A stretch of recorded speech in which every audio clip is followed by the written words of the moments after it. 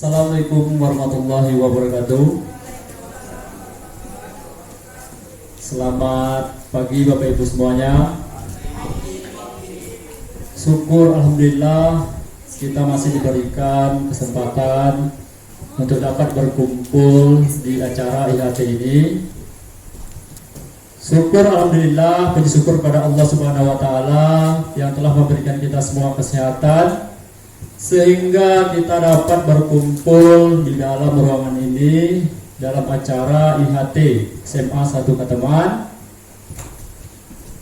Masih semangat Bapak Ibu semuanya di hari ketiga? Ya, alhamdulillah.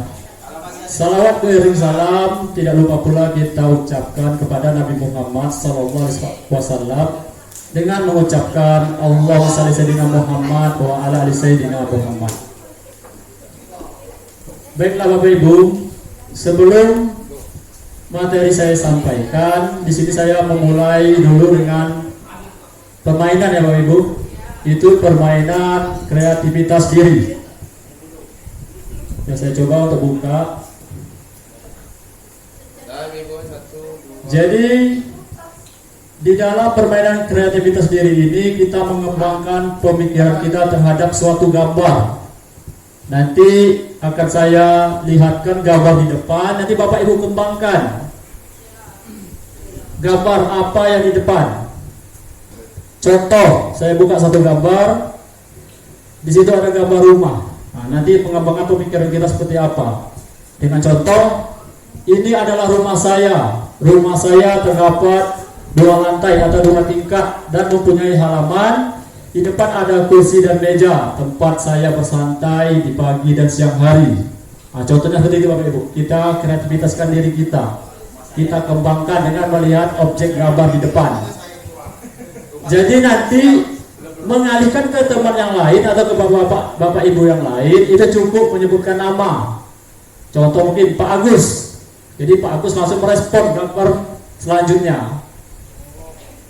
Bisa dipahami Bapak Ibu? Bisa? Bisa kita mulai? Oke, Ibu. Saya mulai dari Pak Agus. Ya, di sini maksimal 30 detik ya, Pak Ibu. Nah, ya. 30 detik, jangan cepat. Iya, terima kasih. Sebelum mendirikan rumah yang begitu indah di depan, tentunya kita mendirikan dulu fondasi. Karena ketika tidak ada fondasi, maka semua akan runtuh. Kemudian lanjut ke bagian pekarangan, itu sangat indah sekali.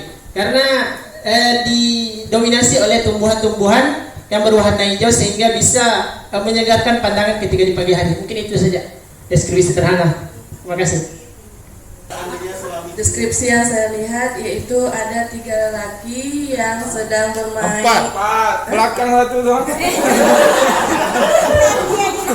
Ada 3 lelaki yang lagi berlarian di tepi pantai menikmati udara yang ada di sekitar pantai. Selanjutnya, Terima kasih. Ya,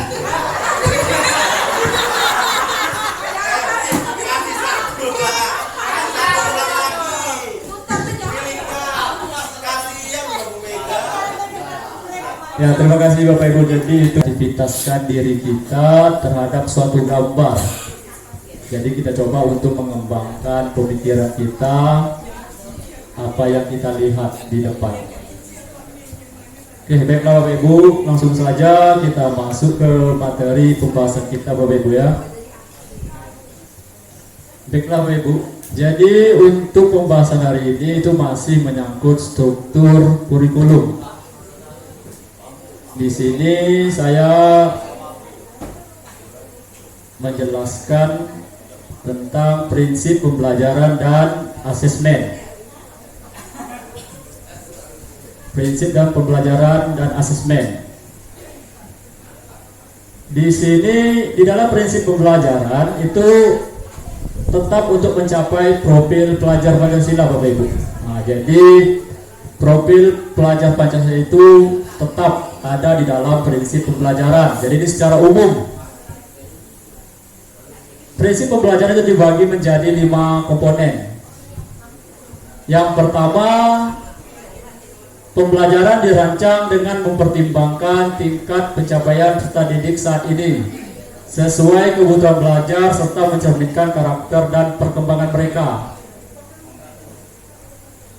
Ini gunanya untuk mendukung terbentuknya kesejahteraan atau well-being peserta didik. Jadi di sini peserta didik diberikan penanaman karakter, pengetahuan dan kompetensi sebagai bekal hidup di masyarakat dan sukses sejahtera dalam hal yang berarti untuk mereka.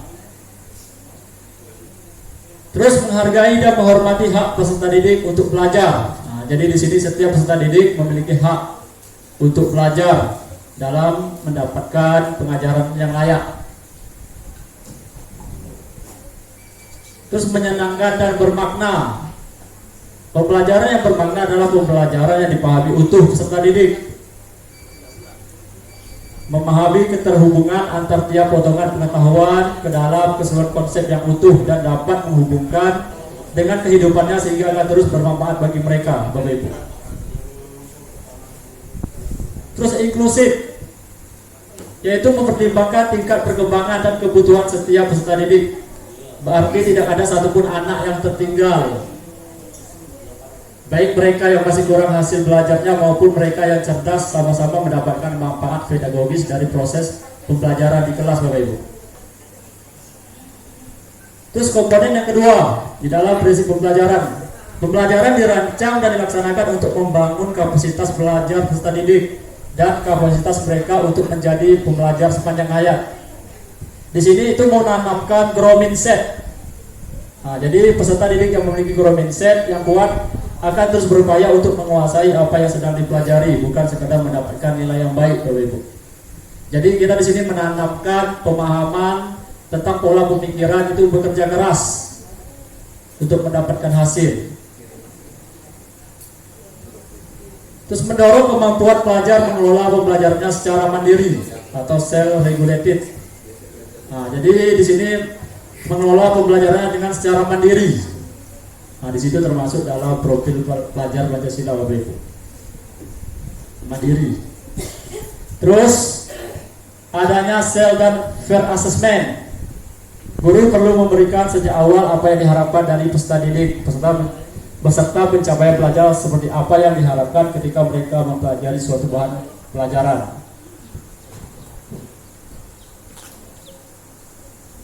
Terus peserta didik merasakan ownership, kepemilikan terhadap proses belajar dan guru sebagai pendorong dan fasilitator.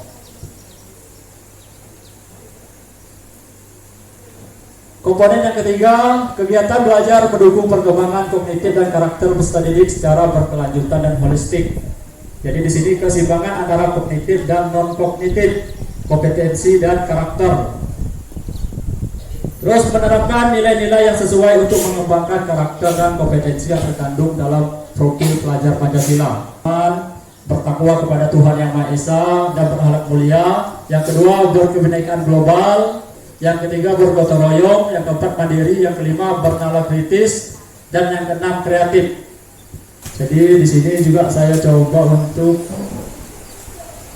melihat tugas-tugas yang kemarin saya berikan. Itu yang pertama itu ada refleksi terbimbing.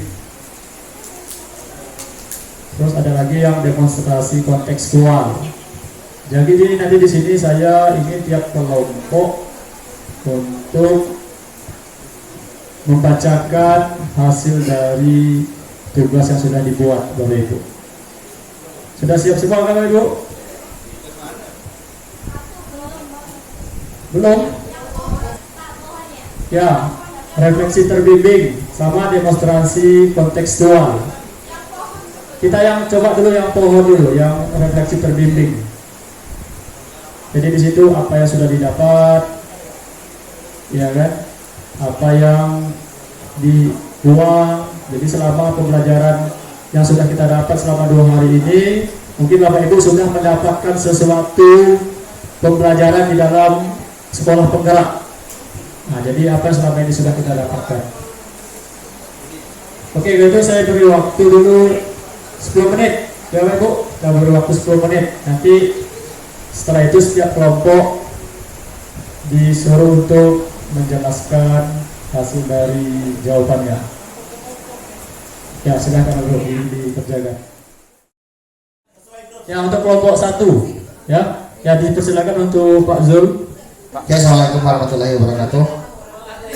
Bisa berdiri Pak Zul, biar lebih kelihatan di kamera. Ya. Kami dari kelompok 1 akan mencoba mempresentasikan pohon refleksi setelah memahami kurikulum sekolah penggerak. Jadi yang kami inginkan setelah selesai memahami kurikulum sekolah penggerak, ini berupaya menciptakan profil pelajar Pancasila yang mampu menjawab tuntunan zaman,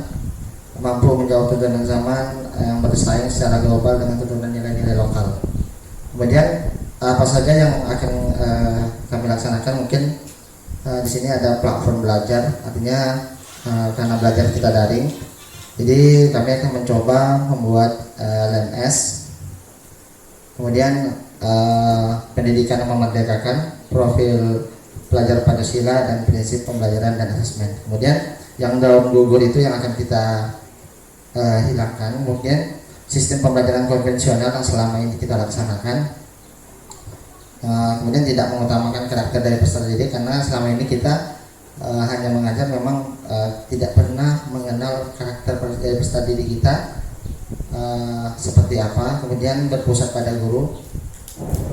Kemudian minimnya pengawasan dalam belajar. Seterusnya peserta didik mungkin ada yang tidak bebas untuk berpendapat karena mungkin alasannya takut untuk berpendapat. Kemudian kurangnya interaksi dengan pengajar. Mungkin itu saja. Terima kasih kepada Pak Zul ya dari kelompok 1. Selanjutnya dari kelompok 2, perwakilan ya dari kelompok 2.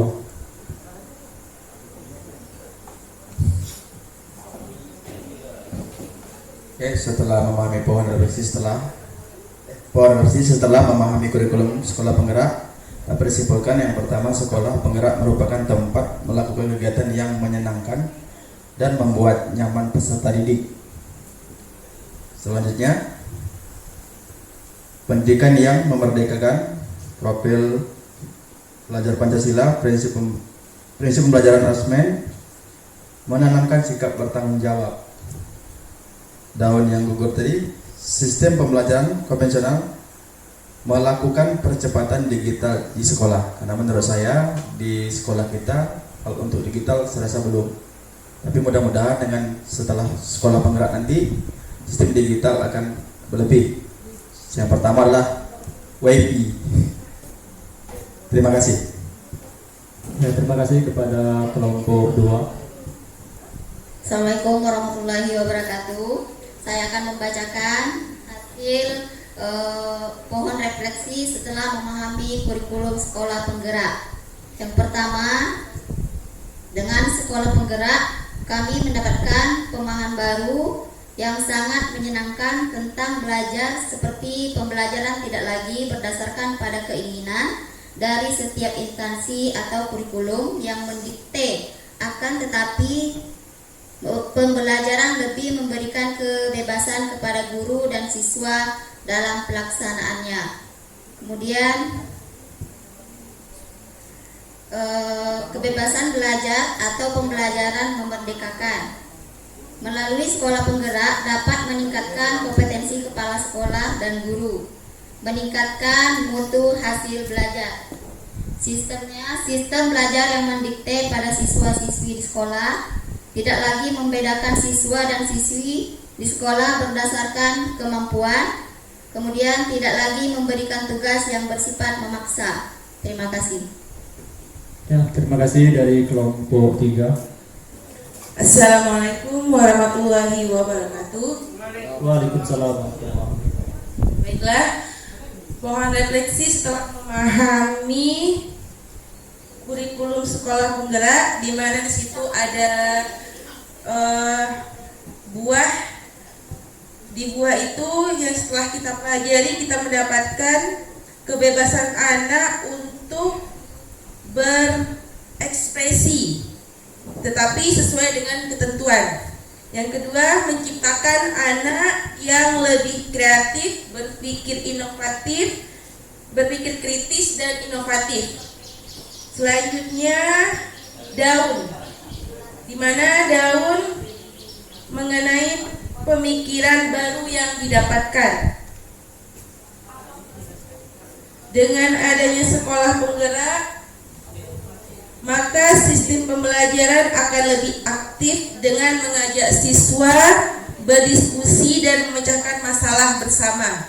Selanjutnya, daun gugur. Daun gugur di mana itu pembelajaran yang traktor atau tidak sesuai dengan kurikulum sekolah penggerak harus kita tinggalkan, tidak memaksakan anak sepenuhnya memahami pelajaran yang kita ajarkan, dan guru hanya sekedar mengajar serta mementingkan nilai akademis yang harus kita tinggalkan. Sekian dari kelompok kami.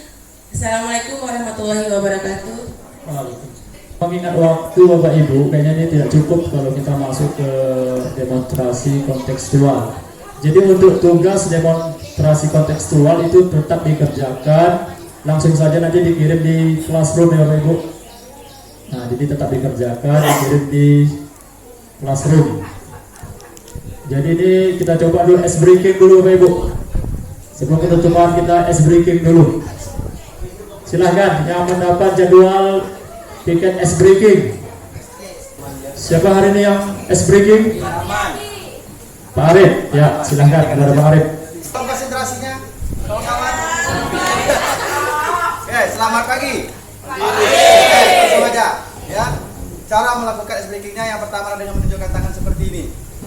Tangan kiri. Ya. Oke, tangan kanan, tangan kiri sama. Sekarang dibalikkan tangan kanan. Tangan kanan dibalikkan, letakkan sesuai jarinya masing-masing. Telunjuk di ibu jari, ya, dan sebaliknya. Sekarang putar. Ya, jadi ini dia. Kanan di bawah, ya. Nih, dari kecil sudah main nih. Putar. Oke, harus tepat. Jangan ibu jari ke ibu jari, telunjuk ke telunjuk. Oke. Sekarang tambah. Kalau sudah dapat, tambah ke jari tengah. Tinggalkan telunjuk. Ya tak dapat, tak jalan. Ya. Oke. Ke jari manis. Ke jari manis. Kelingking. Oke, sekarang kita ulang. Oke. Tepatkan langsung. Berapa kali itu kan jalan pindah. Nanti saya ingat. Oke. Ya. Nih. Ya. Oke, mulai. Ya. Mulai. Ganti telunjuk, ganti jari tengah. Jari tengah. Oke. Jangan gini-gini Pak Kade. Oke. Jangan gini-gini ya. Tetap. Dia tidak boleh lepaskan dua jari. Oke, jari tengah, jari manis. Jari kelingking. Butet, apa itu butet? Oke, nah cukup. Yang kedua, tangan kanan ke depan. Ya, putar ke depan seperti ini. Oke, berhenti, stop. Tangan kiri lagi. Tangan kiri ke belakang. Ke belakang. Kacang aja. Nah, stop. Putarkan serentak, yang kanan tetap ke depan, yang kiri tetap ke belakang. Putarkan serentak. Jangan seperti ini. Jangan seperti ini. Ke depan, kanan ke depan, kiri ke belakang. Putarkan serentak. Oke. Jangan seperti ini ya. Oke. Oke. Nah, satu lagi. Ya. Oke, tangan kiri ke depan, membuka dari depan, gerakannya ke depan ke belakang. Ya, maju mundur. Tangan kiri Pak Malik. Tangan kiri Pak Malik. Nah, oke, stop. Tangan kanan di kepal. Tidak ada di atas meja. Ke bawah ke atas. Oke. Stop. Gerakan serentak. Tangan kiri ya gini, kiri titap. Silakan serentak. Oke. Serentak. Bali. Bukan gini Bali. Ya, bentar. Lawan bukan gini lawan. Ini tetap nih bergerak ya. Oke, terima kasih. Terima kasih kepada Pak Arif yang sudah breaking ya. Jadi alhamdulillah Ibu ya, materi kita udah selesai, itu masalah struktur kurikulum. Jadi nanti kita masuk ke materi selanjutnya. Saya akhiri, wabillahi taufiq wal hidayah. Assalamualaikum warahmatullahi wabarakatuh. Waalaikumsalam. Baiklah Bapak Ibu, kita akan masuki materi selanjutnya yang akan disampaikan oleh Ibu Sri Wahyuni. Kepada Ibu Sri Wahyuni,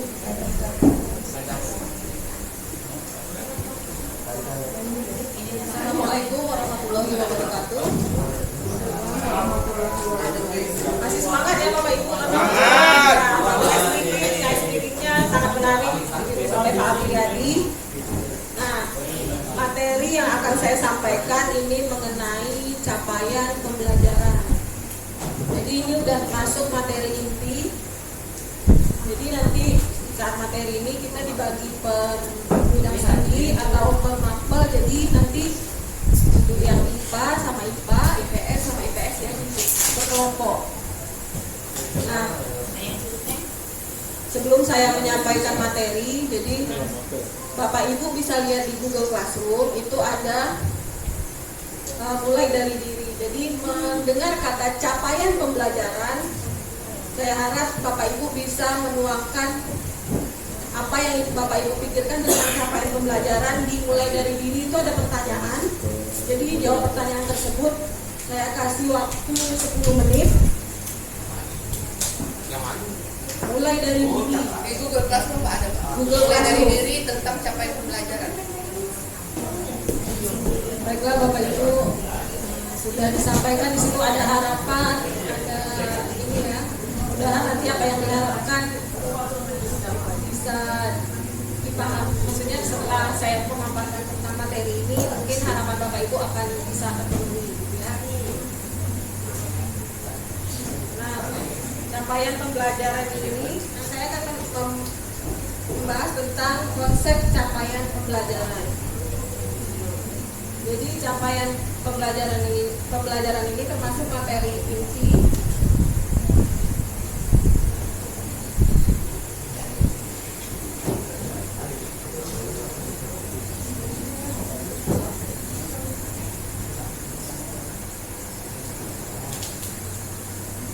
Nah, yang pertama, apa sih capaian pembelajaran itu? Jadi secara sederhana, capaian pembelajaran atau CP bisa didefinisikan sebagai kompetensi pembelajaran yang harus dicapai peserta didik pada setiap tahap perkembangan peserta didik untuk setiap mata pelajaran pada satuan pendidikan dasar dan pendidikan menengah.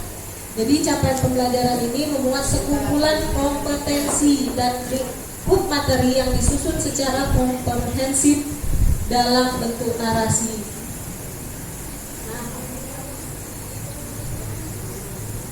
Jadi capaian pembelajaran ini diibaratkan navigasi. Jadi navigasi kayak GPS gitu ya. Jadi kalau kita masukkan tujuan kita di situ, nanti kita akan dipandu kemana tujuan kita.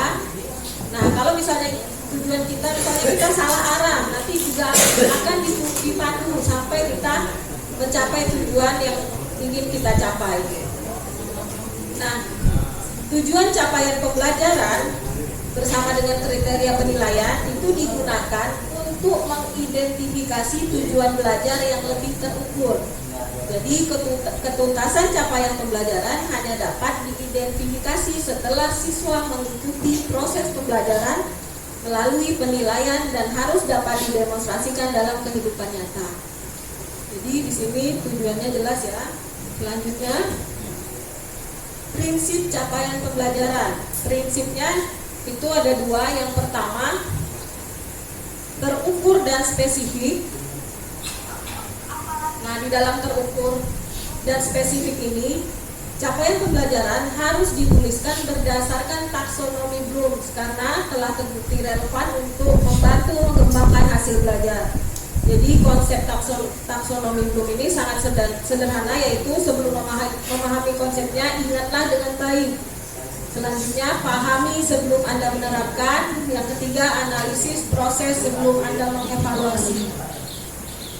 Nah, dalam proses menerapkan prinsip terukur dan spesifik, ada beberapa aspek yang harus kita perhatikan. Yang pertama, pemahaman dan pengetahuan. Yang kedua, praktis. Yang ketiga, keterampilan generik. Nah,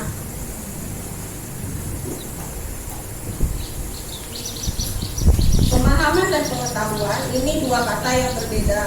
Jadi pemahaman ini sering digunakan untuk sebagai salah satu luaran yang diharapkan dari suatu pembelajaran, tapi maknanya seringkali kurang dipahami. Nah, selanjutnya praktis. Maksud praktis di sini bagaimana merancang dan melaksanakan eksperimen.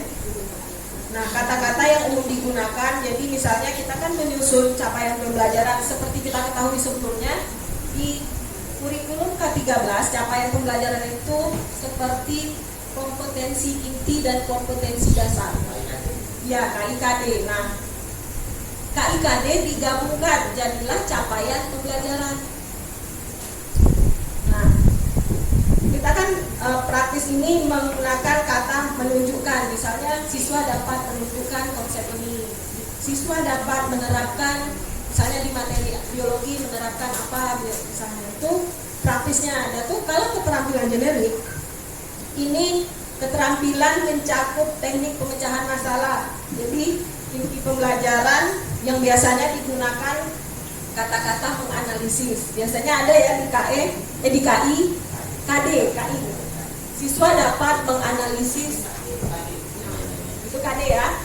Nah, selanjutnya membandingkan. Nah, juga siswa dapat membandingkan. Nah, itu jadi capaian pembelajaran ini gabungan antara KI dan KD. Di sini materi perangkat ajar, sebenarnya sebelum saya lanjutkan, perangkat ajar nanti terdiri dari beberapa komponen, yaitu yang pertama alur tujuan pembelajaran, nah kemudian asesmen diagnostik, terus yang ketiga modul ajar, dan yang keempat di asesmen formatif dan sumatif. Nah, karena memang kemarin saya dilimpahkan untuk menyampaikan materi perangkat ajar, terus terang saja memang saya agak berat juga ya, karena saya rasa tidak tercover semua. Jadi saya bagi kepada kawan-kawan, nanti mungkin ada yang membantu saya ya. Jadi ini perangkat ajar yang pertama adalah tentang alur. Nih, di akhir sesi ini para peserta mampu menjelaskan konsep, komponen, prinsip, dan prosedur penyusunan alur tujuan pembelajaran. Nah, kemudian menjelaskan konsep, komponen, prinsip, dan prosedur penyusunan modul ajar. Ya, kemudian menjelaskan cara pemanfaatan dan cara penyediaan buku teks pelajaran. Nah, nanti kalau memang Bapak Ibu kesulitan dalam mendapatkan referensi buku-bukunya, nanti kita akan bagikan link buku elektroniknya. Ya, nanti ada, bisa di sana kita akses ya. Oke, kemudian agenda kita alur tujuan pembelajaran, modul ajar, dan buku teks modular. Nanti akan saya bagikan linknya. Oke, di sini apakah Bapak Ibu masih mengingat profil pelajar Pancasila? Nah, jadi setiap materi-materi yang akan kita dapatkan selanjutnya itu tidak akan lepas dari materi profil pelajar Pancasila. Jadi, karena profil pelajar Pancasila menjadi dasar ya dalam sekolah penggerak ini. Apa Bapak Ibu masih ingat? Di sini kita ulas kembali ya. Pelajar Indonesia merupakan pelajar sepanjang hayat yang kompeten, yang memiliki karakter sesuai dengan nilai-nilai Pancasila. Pernyataan tersebut merupakan rumusan profil pelajar Pancasila atau P3. Ya, kemudian yang kedua, melalui profil pelajar Pancasila, pelajar Indonesia diharapkan memiliki budi pekerti luhur sesuai dengan tujuan dan cita-cita Pancasila. Karena dalam profil pelajar Pancasila itu ada 6 dimensi. Ya, ada 6 dimensi yang nanti diharapkan setelah kita terjadinya proses pembelajaran melalui profil pelajar Pancasila ini diharapkan dapat mencapai 6 dimensi tadi gitu. Ya, di antara 6 dimensi adalah beriman, bertakwa kepada Tuhan Yang Maha Esa, kemudian mandiri, bernalar kritis, kreatif, bergotong royong, berkebinekaan global ya. Atau mungkin ya kita lihat di situ darutannya Bapak Ibu bisa lihat ya, atau mungkin di modulnya bisa dilihat. Nah, dalam mencapai profil pelajar Pancasila tersebut, kurikulum disesuaikan dengan dan terdapat elemen-elemen baru di dalam kurikulum. Di antaranya 6 ini ya. Nah, kemudian kita masuk ke alur tujuan pembelajaran. Ya. Konsep alur tujuan pembelajaran yang kita pahami pertama adalah tentang konsepnya. Konsep alur tujuan pembelajaran. Ya. Secara umum ada 2 langkah besar dalam penyusunan perangkat ajar. 2 langkah besar tersebut yang dasarnya adalah dari capaian pembelajaran. Capaian pembelajarannya kita tidak menyusun lagi karena sudah ditetapkan oleh pusat, oleh pemerintah pusat yang disusun dalam fase-fase. Ya. Nah, yang pertama langkah-langkahnya penyusunan alur dan tujuan pembelajaran, kemudian pengembangan modul ajar. Jadi kita harus tahu dulu dalam penyusunan alur tujuan pembelajaran. Di sini alur pembelajaran adalah rangkaian tujuan pembelajaran yang disusun secara logis tadi sudah kita pahami sendiri, sudah kita pahami sebelumnya. Yang disusun secara logis menurut urutan pembelajaran sejak awal hingga akhir suatu fase. Alur ini disusun secara linear sebagaimana urutan kegiatan pembelajaran yang dilakukan dari hari ke hari. Nah, ini tadi sudah kita pahami. Kemudian pengembangan modul ajar seperti RPP ya. Seperti RPP namun dilengkapi dengan berbagai materi pembelajaran. Lembar aktivitas siswa, asesmen untuk mengecek apakah tujuan pembelajaran dicapai siswa. Nah, perangkat ajar ini diharapkan mampu membantu guru mengajar menggunakan metode terdiferensiasi. Jadi di sana sudah termuat semua ya di dalam modul ajar itu nanti kita akan mendapat paradigma baru tentang modul ajar itu seperti apa. Tapi sekarang kita belum masuk ke materi modul ajar ya, baru alur tujuan pembelajaran.